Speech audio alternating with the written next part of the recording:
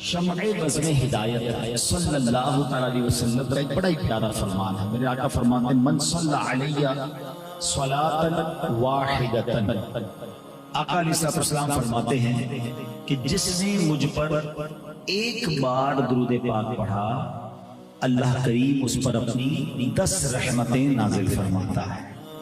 پھر فرمایا ومن صلی علیہ عشرا صلی اللہ علیہ مئۃ، جس نے مجھ پر 10 بار درود پاک پڑھا رب کریم اس پر 100 رحمتیں نازل فرماتا ہے۔ پھر فرمایا ومن صلی علیہ مئۃ صلی اللہ علیہ الفا، جس نے مجھ پر 100 بار درود پاک پڑھا اللہ کریم اس پر 1000 رحمتیں نازل فرماتا ہے۔ ایک درود پر 10 رحمتیں، 10 درود پر 100 رحمتیں، 100 درود پر 1000 رحمتیں، اور کیا چاہیے بھائی؟ ایسا کون سا کاروبار ہے آپ کے پاس؟ ملٹیپلائی بائی 10، اور اللہ کی رحمت کا تو کوئی مول ہی نہیں ہے نا۔ اگر میں چاہتا ہوں کہ صبح سے شام اللہ کی رحمت ہی مجھ پر برستی رہے، گھر سے نکلوں پھر بھی رحمت، واپس جاؤں پھر بھی رحمت، آفس پہ بیٹھوں پھر بھی رحمت، کاروبار میں برکت، تو درود پاک پڑھو نا بھائی، یہ تو فارمولہ ملا ہوا ہے آپ کو۔ لیکن اس کے آگے جو حدیث کا حصہ ہے نا وہ اور خوبصورت ہے۔ نبی پاک فرماتے ہیں ومن صلی علیہ الفا، جس نے مجھ پر 1000 بار درود پاک پڑھا آقا فرماتے ہیں اس کا کاندھا میرے کاندھے سے جنت کے دروازے پر چھو رہا ہوگا۔ ذرا سوچو نا، کاندھے سے کاندھا کس کے ساتھ ٹچ ہوتا ہے؟ امام صاحب اعلان کرتے ہیں مسجد میں کاندھے سے کاندھا ملا لیجیے، صفحے درست کر لیجیے۔ اس کا مطلب جو بالکل میرے ساتھ ہوتا ہے نا، میرا کاندھا تو اس سے چھوتا ہے۔ اللہ کے حبیب فرما رہے ہیں میں جنت میں ایسے ساتھ لے جاؤں گا کہ میرا کاندھا اس کے کاندھے سے چھو رہا ہو۔ تو 1000 بار درود پاک میں کتنا ٹائم لگتا ہے؟ تو بہت زیادہ ٹائم ہم فضول باتوں میں موبائل فون پر ضائع کر رہے ہوتے ہیں۔ تو اپنی زندگی میں درود پاک کو شامل کریں، کثرت سے درود پاک پڑھتے رہا کریں۔ آئیے مل کر محبت کے ساتھ بآواز بلند درود پاک پڑھ لیں۔ صلو علی الحبیب صلی اللہ تعالی علی محمد صلی اللہ علیہ وسلم۔ اب اکرام کے درمیان موجود ہیں اور پیارے آقا علیہ السلام نے فرمایا، کچھ اس طرح ارشاد فرمایا کہ جنت کے کچھ دروازے ہیں، روزہ رکھنے والے کو باب الصیام سے جنت میں بلایا جائے، نماز پڑھنے والے کو باب الصلاۃ سے جنت میں بلایا جائے، صدقہ کرنے والے کو باب الصدقہ سے جنت میں بلایا جائے۔ نبی پاک نیکیاں بتاتے جاتے اور بتاتے کہ یہ نیکی کرنے والے کو جنت کے اس دروازے سے بلایا جائے۔ صحابہ کرام بیٹھے تھے، ان میں وہ صحابی بھی موجود تھے، کہتے حضور مجھے جنت میں کس دروازے سے داخلہ ملے گا؟ آقا فرماتے تم وہ ہو کہ تمہیں جنت کے ہر دروازے سے بلایا جائے۔ اللہ اکبر، ایسی ہستی کہ جنت کا ہر دروازہ انہیں بلائے گا۔ ایک اور بات پیارے آقا علیہ السلام نے کچھ اس طرح ارشاد فرمایا کہ اچھی خصلتیں 360 ہیں، آسان لفظوں میں اچھی عادتیں 360 ہیں۔ اللہ جب کسی سے بھلائی کا ارادہ فرماتا ہے، ان میں سے کوئی ایک اچھی خصلت اس کو عطا فرما دیتا ہے اور اس اچھی خصلت کی برکت سے اسے جنت میں بھی داخل کر دیتا ہے۔ وہ صحابی کہتے ہیں حضور کوئی میرے اندر بھی خصلت ہے، 360 اچھی عادتیں ہیں، ان میں سے کوئی ایک میرے اندر بھی ہے۔ نبی پاک علیہ السلام فرماتے تم وہ ہو کہ تمہارے اندر یہ ساری خصلتیں موجود ہیں۔ اللہ اکبر، ان 2 حدیثوں سے اندازہ کرو کہ وہ پرسنالٹی کیسی ہے، ان کا مقام کیسا ہے، ان کا مرتبہ کیسا ہے۔ ایک اور جگہ نبی پاک فرماتے حدیث پاک کا خلاصہ ہے ان ہستی کے بارے میں، ان شخصیت کے بارے میں کہ ان کا ایمان ایسا ہے، ایمان مضبوط ایسا ہے کہ میری ساری امت کا ایمان ایک پلڑے میں رکھ دیا جائے، اور جن کا میں نام لے رہا ہوں اگر ان کا ایمان دوسرے پلڑے میں رکھ دیا جائے تو ساری امت کے ایمان سے زیادہ ان کا ایمان وزندار ہو جائے گا۔ اب یقیناً جان گئے ہوں گے وہ کوئی اور نہیں، خلیفہ اول امیر المومنین حضرت ابو بکر صدیق رضی اللہ تعالیٰ۔ سبحان اللہ، جتنی ان کی شان بیان کی جائے کم ہے۔ آپ کا نام عبداللہ تھا، یہ بھی پتا ہونا چاہیے۔ لوگ جب بھی کہتے ہیں ان کا نام ابو بکر تھا، ان کا نام ابو بکر نہیں تھا، ابو بکر ان کی کنیت ہے، ان کا نام عبداللہ تھا۔ اور نبی پاک سے ان کی دوستی بڑی پرانی ہے۔ پیارے آقا علیہ السلام کی عمر مبارک جب 20 سال تھی نا، صدیق اکبر رضی اللہ عنہ کی عمر مبارک 18 سال تھی۔ عمر بھی ملتی تھی، طبیعت بھی ملتی تھی، طبیعت میں شرافت بھی تھی، بتوں کی پوجا اچھی نہیں لگتی تھی، برے کاموں کے قریب پہلے ہی نہیں جاتے تھے، اور نبی پاک جیسی پاک ہستی نظر آئی، بس آقا کے دامن سے وابستہ ہو گئے، دوستی بڑی پکی ہو گئی۔ نبی پاک نے تو 40 سال کی عمر میں جا کے اعلان کیا، اعلان نبوت، مگر یہ 20 سال سے نبی پاک کی رفاقت میں رہے۔ پیارے آقا علیہ الصلوۃ والسلام ہی کے محلے میں رہتے تھے، تو نبی پاک سے گویا روزی ملاقاتیں ہوتی تھی، تو بڑا کمال کا ساتھ نبی پاک کا ان کا گزرا ہے۔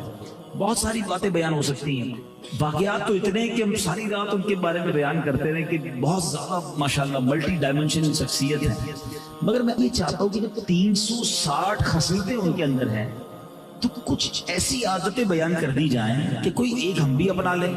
ایسا کیا تھا ان کے اندر کہ نبی پاک فرماتے صدیق اکبر تم وہ ہو کہ تمہارے اندر یہ ساری خصلتیں موجود ہیں، تو یار کچھ تو ہم اپنا لیں، شاید ایک بھی ہم اپنا لیں تو ہمارا بھی بیڑا پار ہو جائے گا، ہم بھی ایک اچھے مسلمان بن جائیں گے، زندگی راہ راست پر اور صحیح ٹریک پر آ جائے گی۔ تو میں چند باتیں صدیق اکبر رضی اللہ تعالیٰ کی مبارک جو ہیبٹس ہیں کہ آپ کے عادات و اطوار ہیں اس پر بات کرتے ہیں۔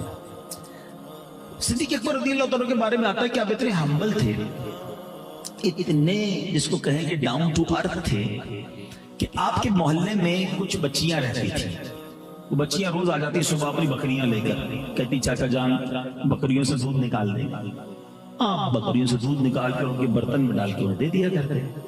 اب سڈنلی آپ امیر المومنین بن گئے، آپ خلیفۃ المسلمین بن گئے، لیڈر آف دا نیشن بن گئے۔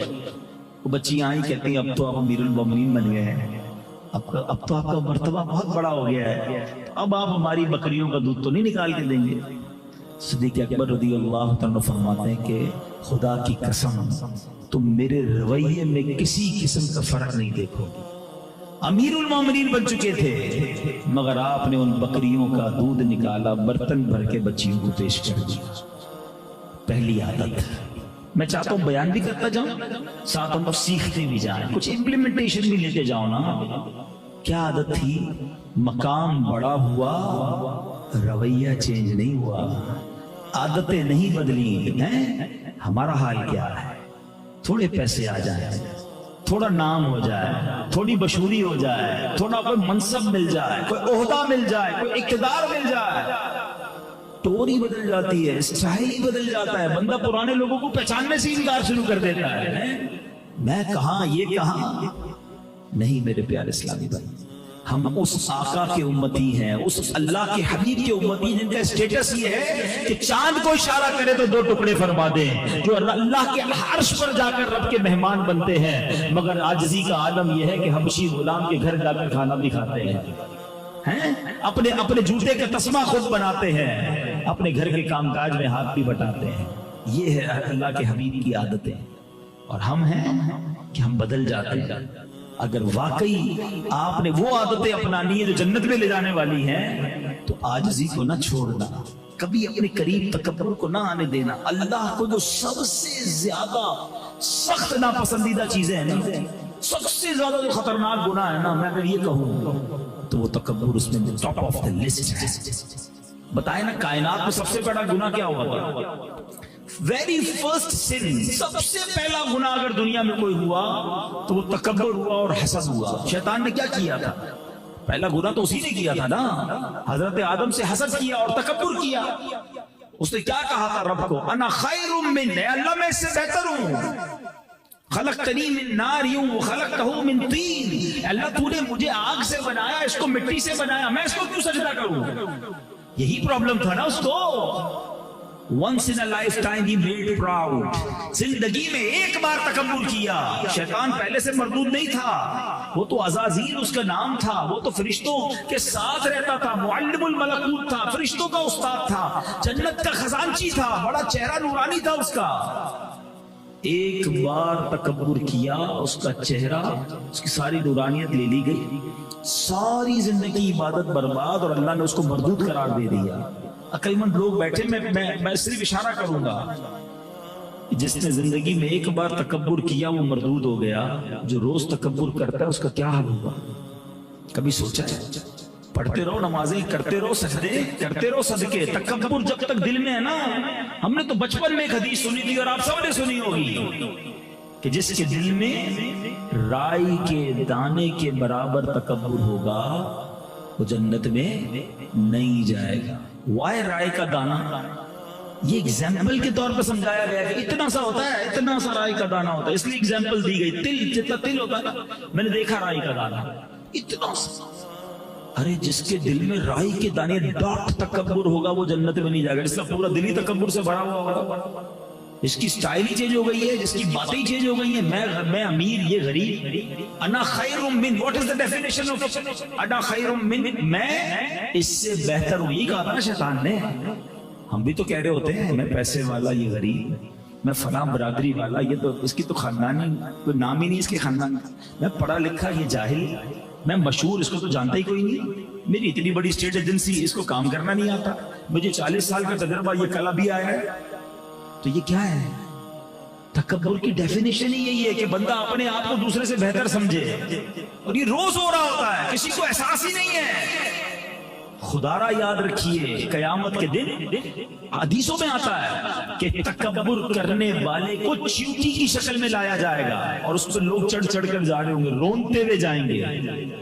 نہ کرو پلیز عاجزی, انکساری. اللہ نے دیا تو اور جھک جاؤ. دیکھیں آپ جتنے پھل والے درخت ہوتے ہیں نا, ان کی شاخیں جتنے پھل لگتے جاتے ہیں وہ اور جھکتی جاتی ہے. تنا اور درخت کون ہوتا ہے جس میں کوئی پھل نہیں ہوتا, سیدھا سیدھا جا رہا ہوتا ہے.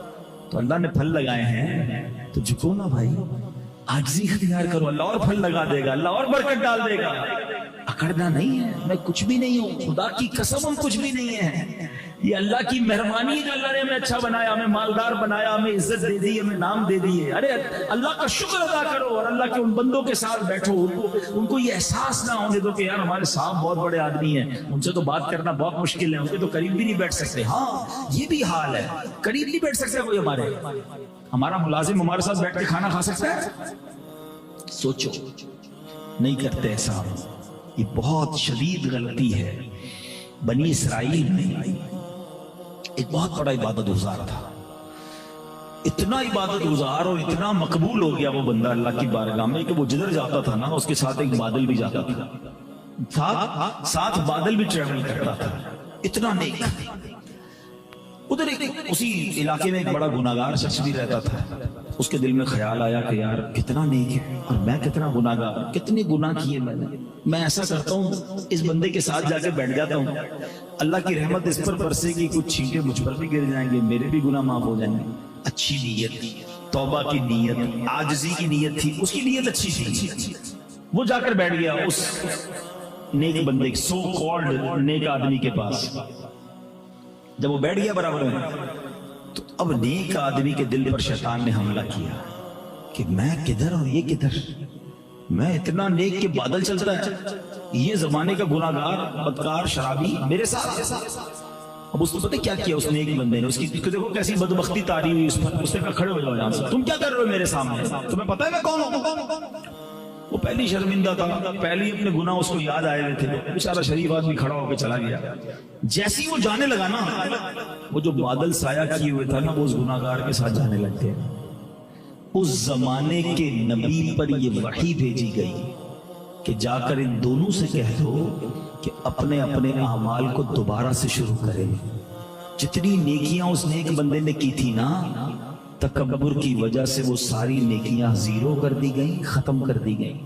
اور اس نے جتنے گناہ کیے تھے عاجزی کی وجہ سے, انکساری کی وجہ سے, توبہ کی نیت کی وجہ سے, ہم نے اپنی رحمت سے اس کے سارے گناہ معاف فرما دیے. This is difference between bad intention and good intention. اچھی نیت اور بری نیت میں یہ فرق ہے. خدا را اپنے دل میں عاجزی پیدا کرے. صدیق اکبر کی عادتیں اپنانی ہے نا, جنت میں جانے والی عادت ہے نا, پہلی عادت عاجزی. کبھی بھی کسی کو یہ احساس نہ ہونے دے کہ میں بڑا آدمی ہوں, میں کچھ بھی نہیں, مجھے جو دیا ہے رب نے دیا ہے. خدا کی قسم ہم نے راتوں رات زکات دینے والوں کو زکات لینے والا بنتے دیکھا ہے. برباد ہونے میں دیر نہیں لگتی ہے, پوری فیکٹریوں میں آگ لگ جاتی ہے. ارے سیلاب کو دیکھا ابھی ہم نے پچھلے دنوں, لوگوں کا سب کچھ بہ گیا نا. مجھے رب نے بچایا, آپ کو بچایا, شکر ادا کرنا چاہیے. ہم کس بات کو اکڑتے ہیں؟ اگر کوئی خوبصورت ہے اور اس لیے کرتا ہے, ارے منٹ نہیں لگتا ایسی بیماری لگتی کہ منہ دکھانے کے قابل نہیں رہتا ہے. اللہ محفوظ رکھے. اللہ نے دیا تو شکر ادا کرو کہ مالک تو نے دیا, میرا اپنا کچھ نہیں, بس اس کو زوال نہ لگے. اللہ اس پہ اور برکت ڈالیو. برکت تو جب لگے گی نا جب تو شکر ادا کرو گے, تکبر نہ کریں. دوسری عادت، اسی پہ بہت کچھ بول سکتا ہوں، باتیں بہت ساری ذہن میں آ رہی ہیں، مگر میں چاہتا ہوں کہ آج کے بیان میں ایٹ لیسٹ 3-4 عادتیں آپ کو بتا کے جاؤں، تاکہ کم از کم کوئی ایک بھی اڈاپٹ کر لے، ایک بھی اپنی لائف میں امپلیمنٹ کر لے گا تو زندگی اس کی بہت خوبصورت گزر جائے گی۔ دوسری کتنی خوبصورت عادت تھی کہ حضرت عمر فاروق، اب یہ دیکھیں لوگ کیسے تھے، اتنا بڑا نام، اتنی نیکیاں آلریڈی، جنت کی بشارتیں سب کو ملی ہوئی، پھر بھی نیکیوں کا تڑپ ہی اتنی تھی کہ یہ بھی لے لوں، یہ بھی نیکی کما لوں، جیسے اپنا پیٹ ہی نہیں بھرتا، یہ بھی پروجیکٹ میں بکنگ کرا لوں، اس میں بھی بکنگ کرا لوں، جیب میں پیسے تھوڑے، پھر بھی زیادہ پلاٹ بک کرا لیے، بعد میں خود ہی پریشان، ہمارا دل ہی نہیں بھرتا، ہم اتنے کام کر جاتے ہیں، ان کو دل نہیں بھرتا تھا نیکیوں میں۔ اب کیا ہوا کہ حضرت عمر فاروق نے ایک نیکی کرنی تھی اور کرتے تھے خاموشی سے۔ ایک نابینا خاتون تھی، آپ ان کے گھر پہ جاتے تھے، صبح چلے جاتے تھے، اس کے گھر میں جھاڑو دیتے، اس کے برتن میں پانی بھرتے، یعنی اس کے گھر کے سارے کام کاج کر کے آپ واپس آ جاتے۔ اس نابینا خاتون کو پتہ ہی نہیں چلتا تھا، وہ تو ویڈی نابینا تھی، کون آ رہا ہے، اتنی بڑی شخصیت آ رہی ہے۔ اب یہ ہوا کہ تھوڑے دنوں بعد آپ جب گئے تو آپ نے دیکھا کہ گھر کے کام کاج سارے ہو گئے، برتن بھی بھرا ہوا ہے پانی سے، گھر بھی صاف۔ آپ حیران ہی، مجھ سے پہلے کون آ کے کر گیا؟ دوسرے دن پھر گئے تو پھر کوئی پہلے کر کے چلا گیا، کہ یہ کیا ہو رہا ہے، مجھ سے پہلے یہ کام کون کر رہا ہے؟ تیسرے دن آپ تھوڑا پہلے چلے گئے اور جا کے چھپ گئے، کہ دیکھتا ہوں کون آتا ہے مجھ سے پہلے۔ تو دیکھا کوئی اور نہیں، امیر المومنین حضرت ابو بکر صدیق آ رہے ہیں، جھاڑو لگاتے ہیں، پانی بھرتے ہیں اور اس کے گھر کا کام کر کے واپس چلے جاتے ہیں۔ اللہ اکبر! حضرت عمر کہتے ہیں میں نے جان لیا کہ میں ابو بکر سے نیکیوں میں آگے نہیں بڑھ سکتا ہوں۔ بظاہر تو یہ واقعہ ہے، لیکن آپ اس کے پیچھے اگر تھیم دیکھیں نا، اس کے پیچھے لاجک دیکھیں، اس کے پیچھے ثواب دیکھیں، دو بڑی اہم باتیں اس واقعے سے سیکھنے کو مل رہی ہیں۔ نمبر 1، ایسی نیکی کی جا رہی ہے جس کا پتہ ہی کسی کو نہیں ہے، کوئی نہیں جانتا کہ کون آ رہا ہے اور عبادت یہ صفائی کر کے غریب کی مدد کر کے جا رہا ہے، یعنی کسی محتاج کی مدد کی ہے اور جتا کے نہیں کی ہے، بتا کے نہیں کی ہے، بلکہ ایسی نیکی کی ہے کہ اس کو بھی نہیں پتا ہے۔ بھائی جس کی نیکی ہو رہی ہے اس کو بھی نہیں پتا کہ وہ تو نابینا خاتون ہے، کہ میرے گھر میں امیر المومنین آ رہے ہیں اور جھاڑو لگا کر برتن بھر کے جا رہے ہیں۔ یہ نہیں کہہ رہے آ کر کہ جانتی ہو میں کون ہوں، امیر المومنین ہوں، خیال رکھنا میرا، تیرے گھر کے کام کر کے جا رہا ہوں۔ نہیں، she even don't know، پتہ ہی کوئی نہیں اسے۔ یہ اللہ والے تھے۔ شیطان کا وار کیسا ہوتا ہے، میں صرف ایگزامپل دے رہا ہوں، آپ خود غور کرتے جائیں کہ ہاں یار میں نے بھی کہاں مسٹیکس کی ہیں۔ مثال کے طور پہ کبھی آپ نے ماشاءاللہ ہمت کر کے تہجد پڑھ لی، بڑی اچھی بات، لیکن تہجد پڑھنے کے بعد اب صبح اٹھے نا، آفس پہ آئے، اب پیٹ میں درد ہو رہا ہے کہ یار بتاؤں تو کسی کو تہجد پڑھی ہے میں نے، اب کیسے بتاؤں؟ بس یار آج بہت تھک گیا ہوں۔ خیریت؟ کیوں تھک گئے ہیں؟ بس وہ تہجد میں اٹھ گیا تھا۔ اچھا سامنے والا کہے گا اچھا ماشاءاللہ آپ تہجد پڑھتے ہیں؟ جی بس الحمدللہ۔ بس اب ادھر دل میں ٹھنڈک پڑ گئی کہ میری تہجد ریسیو ہو گئی۔ وہ نہیں واٹس ایپ میں بلو ٹک آتا ہے، میسج ریسیوڈ، ہم کہتے ہیں میری نیکی ریسیوڈ ہو گئی۔ بھائی ریسیو نہیں ہوئی، ڈیلیٹ ہو گئی۔ کیوں بتائی آپ نے؟ پوچھئے اپنے آپ سے، کوئی نہ کوئی ہم بہانہ کرتے ہیں کہ میری نیکی پتہ چل جائے۔ میں آج آپ کو اخلاص کی تعریف بیان کر دیتا ہوں۔ علماء کہتے ہیں the definition of اخلاص، اخلاص یہ ہے، اور اخلاص کیا ہے؟ یہ چابی ہے قبولیت کی۔ اخلاص یہ ہے کہ جس طرح تم اپنے گناہوں کو چھپاتے ہو نا، اس طرح اپنی نیکیوں کو چھپاؤ۔ ہم چاہتے ہیں ہمارا گناہ پتہ چل جائے، کوئی بھی نہیں چاہتا، نیکیاں کیوں پتہ چل جائے؟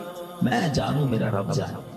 اور دوسرا اس واقعے سے جو سیکھنے کو ملا نا، جو اس سے زیادہ امپورٹنٹ ہے، کہ جتانا نہیں ہے۔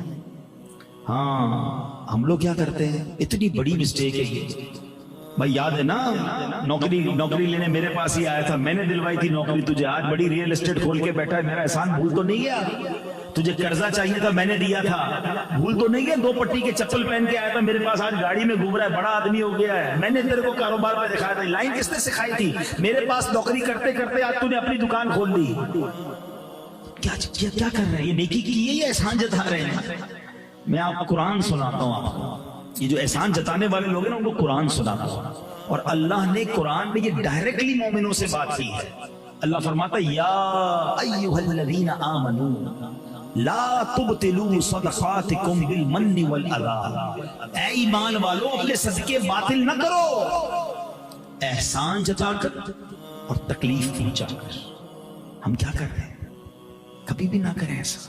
اگر کسی کا بھلا کیا تو اس کو یہ پتہ بھی نہ چلنے دیں. مزہ تو یہ ہے کہ میں کسی کا بھلا کروں اور اس کو بھی پتہ نہ چلے بھلا کس نے کیا, پھر مزہ ہے. مگر ہم تو اسے بار بار یاد دلاتے ہیں, بار بار جتاتے ہیں.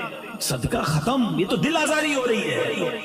ام المومنین حضرت عائشہ صدیقہ اور حضرت ام سلمہ رضی اللہ تعالیٰ عنہ کا کوئی طریقہ بتاؤں. ایمان تازہ ہو گیا جب میں نے اس روایت کو پڑھا کہ جب اپنے کسی غلام کو صدقہ دیتی تو اس کو کہتی کہ جا کر کسی غریب کو دے آؤ, اور اس غریب سے ہمارے لیے دعا مت کروانا. پوائنٹ سمجھیے گا. اور اگر وہ کوئی دعا کر دینا تو وہ دعا نوٹ کر کے لانا. اب غلام گیا, اس نے جا کر کسی غریب کو جو بھی پیسے وغیرہ دیے تھے کھانا وغیرہ دے کر آ گیا. تو آ کر کہا کہ امی حضور اس نے آپ کے لیے بہت ساری دعائیں کی. کہا کیا کیا دعائیں کی؟ اس نے بتایا, انہوں نے یہ بھی کہا یہ بھی کہا. امی حضور نے ہاتھ اٹھایا, اس غریب کے لیے یہ دعائیں کی جو انہوں نے اس کے لیے کی تھی, ان کے لیے کی تھی. اور پتہ کیا کہا؟ دعا کا بدلہ دعا ہو گیا, صدقے کا بدلہ اللہ سے لیں گے. یعنی صدقے کے بدلے اسپیسیفکلی دعا بھی نہیں کروائی. ہم کیا کرتے ہیں, دیکھو تیرے کو عمرے پہ بھیج رہا ہوں, ہر چکر میں میرا نام لینا ہے. کعبے کو دیکھ کے اپنے لیے نہیں, میرے لیے دعا کرنا, تیرے کو پیسے میں نے دیے. یہ کیا کرتے ہیں ہم بھائی؟ کیوں اگر آپ کے لیے وہ دعا ہی نہ کرے, رب تو جانتا ہے نا کس نے پیسے دیے ہیں. ہر قدم پر آپ کو پہلے ہی ثواب ملنا ہے. آپ کیوں ایمفسائز کرتے ہیں, جتاتے کیوں ہیں؟ ہم امپوز کر دیتے ہیں اس کے اوپر. نہ کریں ایسا. یہ ایسا نہ ہو کہ صدقہ ہی ضائع ہو جائے. صدیق اکبر کی صدا کو ادا کرو, مدد کرو, اور اس کو احساس بھی نہ ہونے دو. بلکہ میں سچی بات بتاؤں, بات تھوڑی گہری ہے, چند لوگوں کو ہی سمجھ آئے گی. جو مجھ سے اور آپ سے زکوٰۃ لے کے جاتے ہیں نا, وہ ہم پر احسان کرتے ہیں. ہم ان پر احسان نہیں کرتے. ہمارے مال کا میل وہ لے کے جا رہے ہیں, ہمارا فرض ادا کرنے میں ہماری مدد کر رہے ہیں. ہم کس بات کا احسان کر رہے ہیں؟ میرا اور آپ کا کمال کیا ہے مجھے بتا دو یار. اگر میں نے کسی کو صدقہ دیا, خیرات دی, مدد کی, میں نے کمال کیا کیا؟ ارے میرے رب نے مجھے اس قابل بنایا. ارے جو میرے دروازے پر آ کر مجھ سے مانگ رہا ہے, آج آ کر کوئی کہتا ہے ماں بیمار ہے دوائی کے پیسے نہیں, بہن کی شادی ہے جہیز کے پیسے نہیں, ارے اس میں اور مجھ میں کمی کیا ہے؟ میں بھی تو اس کے دروازے پر جا سکتا تھا کہ میری ماں بیمار ہے مجھے پیسے دو. ارے اللہ نے مجھے اس قابل بنایا کہ آج میرے دروازے پر کوئی مسلمان مدد کے لیے آتا ہے اور میں مدد کر کے احسان جتاؤں گا. خدا کی قسم, جب بھی صدقہ کرو نا, جب بھی اللہ کی راہ میں خرچ کرو, ساتھ سجدہ بھی کرو کہ میرے مولا تیری مہربانی, تو نے دینے والا بنایا, مانگنے والا نہیں بنایا. میری اور آپ کی اوقات کیا ہے یار؟ آج پیسے والے ہو گئے تو غریبوں کو ستائیں گے, جتائیں گے, احسان کریں گے ان پر. پلیز ایسا نہ کرو.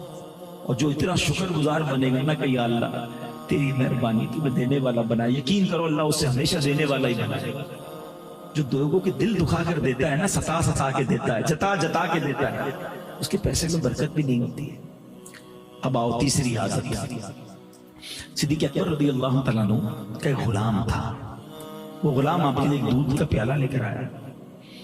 آپ نے وہ دودھ پیا اور جیسے دودھ پی کے فارغ ہوئے تو غلام کہتا ہے کہ آپ نے آج پوچھا نہیں کہ میں دودھ کہاں سے لایا ہوں. آپ ہر بار مجھ سے پوچھتے ہیں کہ یہ کہاں سے لایا, وہ کہاں سے لایا, کہ بتاؤ کہاں سے لایا.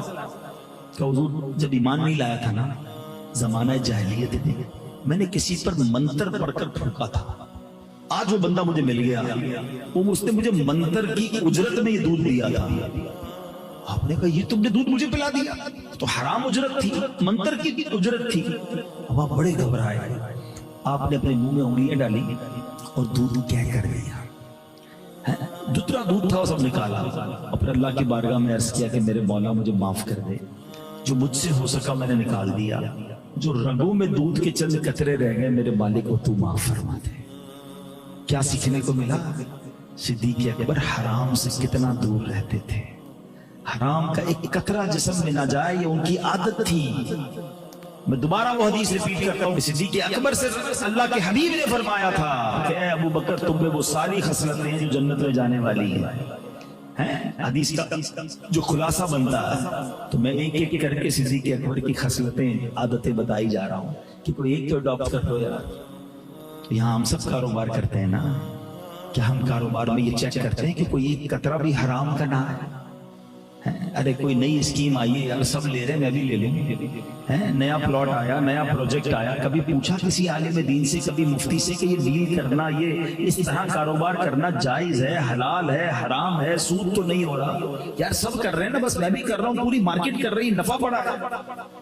ارے بڑا نفع ہے، کہیں جہنم کی آگ تو نہیں لا رہے، کہیں حرام لے کر اپنے مال کو ناپاک تو نہیں کر رہے؟ یہ کیوں نہیں سوچتے ہیں؟ ہمارا انداز کیا ہوتا ہے، مثال کے طور پر کوئی آپ نے پروجیکٹ بنانا ہے، آپ اس علاقے میں کام کرنے والے ایکسپرٹ سے رابطہ کرتے ہیں کہ یار یہاں کیا ریٹ ہونا چاہیے، کس طرح کا پلاٹ لوں، کیونکہ آپ نے پہلے بھی کام کیا ہوا ہے، اچھا کس ٹھیکیدار سے بنواؤں، ریٹ کیا ہونا چاہیے، مارکیٹ کیا۔ جس کام کو شروع کرتے ہیں اس کام کے ایکسپرٹ سے بات کرتے ہیں، مشورہ لیتے ہیں۔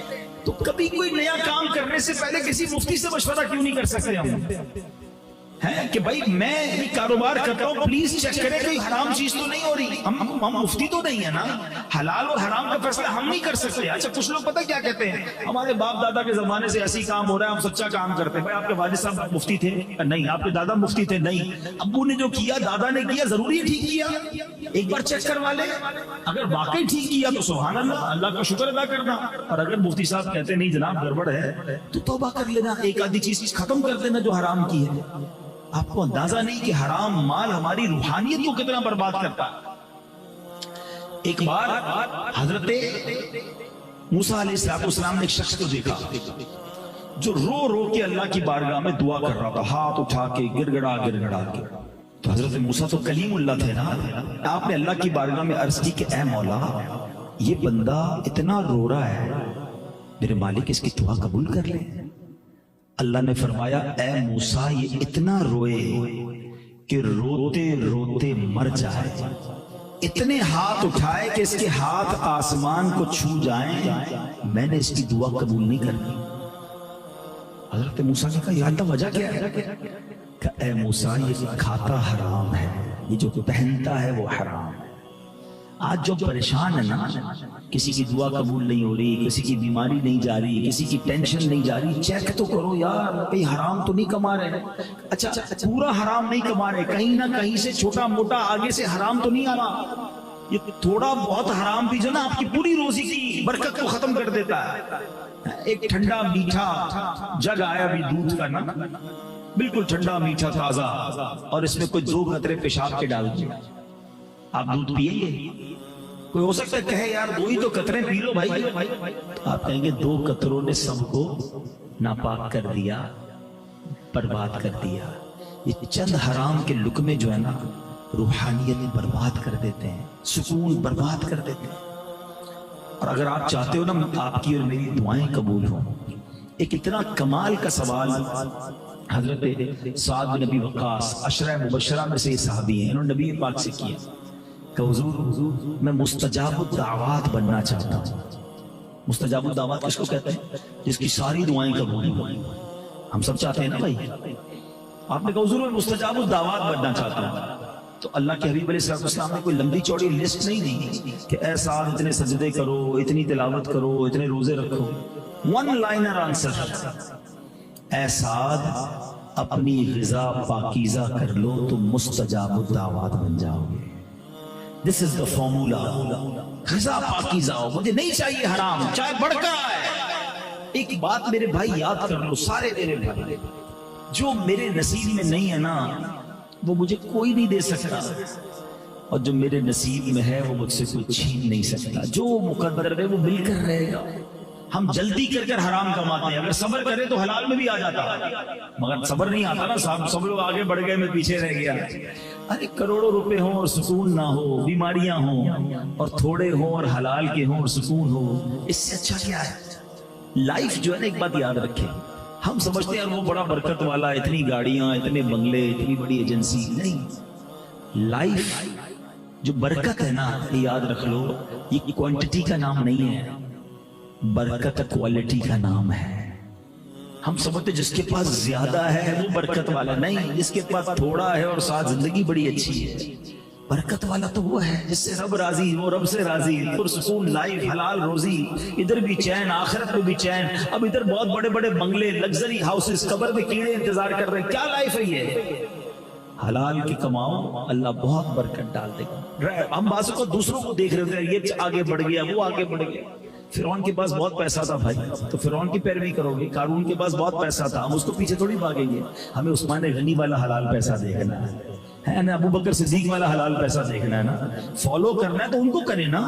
آپ فون کریں مفتی صاحب، اپنی ڈیل چیک کروا لیں، اپنا مسئلہ پوچھ لیجئے کہ اس پہ کیا حرج ہے. اگر ایک بار آپ سوال کر رہے ہیں اور آپ کو کہتے ہیں سبحان اللہ کہ آپ جو کام کر رہے ہیں بالکل حلال ہے، 2 رکعت شکرانے کا نفل پڑھ لینا بھائی. اور اگر وہ کہتے ہیں کہ یوں نہ کریں یوں کر لیں، یہ حرام ہے، یہ حرام، اور راستہ بھی بتائیں گے آپ، تو اس میں آپ کی روزی حلال ہو جائے گی میرے بھائیوں. تو اس کی فکر کریں. پیاسا کنویں کے پاس جاتا ہے نا، بیمار ہوتا ہے تو ڈاکٹر تھوڑی گھر آتا ہے، ہم جاتے ہیں ڈاکٹر کے پاس. تو ہمیں رابطے رکھنے چاہیے علماء سے، مفتیان کرام سے، تاکہ ہماری روزی حلال رہے، ہم گناہگار نہ ہوں. ہم سب نے دنیا سے جانا ہے، مال لے کے تھوڑی سالہ چلے جائیں گے، پیچھے بچوں کے لیے چھوڑ کے جائیں گے. اگر وہ حرام چھوڑ کے گئے تو مار پھر بھی قبر میں پڑنی ہے. تو ایک بار چیک کروا لو بھائی، تاکہ کسی انداز میں کسی کام میں ہم حرام کی طرف نہ جائیں. حرام میں بہت سارے انداز ہوتے ہیں، رشوت ہوتا ہے، جھوٹ ہوتا ہے، سود ہوتا ہے، دھوکہ ہوتا ہے. ہم ان سب چیزوں سے بچ کر کمائیں، اللہ اس میں خوب برکت ڈال دے گا. ایک آخری، عادتیں تو بہت ساری ہیں، ایک اور بات کیونکہ بیان کا وقت بھی مختصر ہوتا ہے میں، اور یہ بھی بڑا ریلیونٹ ہے. صدیق اکبر رضی اللہ عنہ ایک صحابی تھے، ان کے خالہ زاد بھائی بھی تھے، اور ان کا نام تھا حضرت مصطح رضی اللہ عنہ. صدیق اکبر رضی اللہ عنہ ان کی ہیلپ کرتے تھے. وہ بڑے غریب تھے، صدیق اکبر ان کو ہر مہینے پیسے بھجواتے تھے، ان کو گھر بار کا خرچہ دیتے تھے. تو وہ صحابی بدری صحابی بھی تھے اور مہاجر صحابی بھی تھے. اب ہوا یہ کہ کوئی ان سے ایسا کام ہوا اس کزن سے جس کی مدد کرتے تھے کہ بہت دکھ پہنچا صدیق اکبر، دل ٹوٹ گیا. تو آپ نے قسم اٹھا لی کہ اب میں اس کی مدد نہیں کروں گا. ایک تو میں اس کی مدد کرتا ہوں اور اس نے میرا ہی دل دکھایا یا میرے ساتھ ایسا کیا. آپ کا جب دل دکھا تو آپ نے اللہ کی قسم اٹھا لی اور خرچ نہ دینے کا ارادہ کر لیا. جب آپ نے یہ کیا نا تو قرآن مجید فرقان حمید کی آیت نازل ہوئی. صدیق اکبر کی شان دیکھو کہ آپ کے عمل پر قرآن کی آیت نازل ہوئی. اور قرآن میں جو رب نے پیغام دیا نا، وہ میں چاہتا ہوں کہ بیان کے آخر میں ہم سب سن لیں.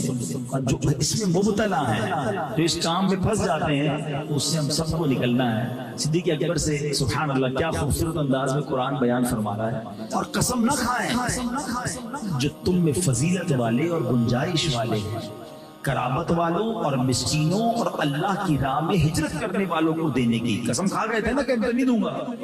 پھر اللہ قرآن میں فرماتا ہے وَلْيَعْفُوا وَلْيَصْفَحُوا، اور انہیں چاہیے کہ معاف کر دیں اور درگزر کریں. غلطی ہو گئی نا، وَلْيَعْفُوا وَلْيَصْفَحُوا، معاف کر دیں درگزر کر دیں.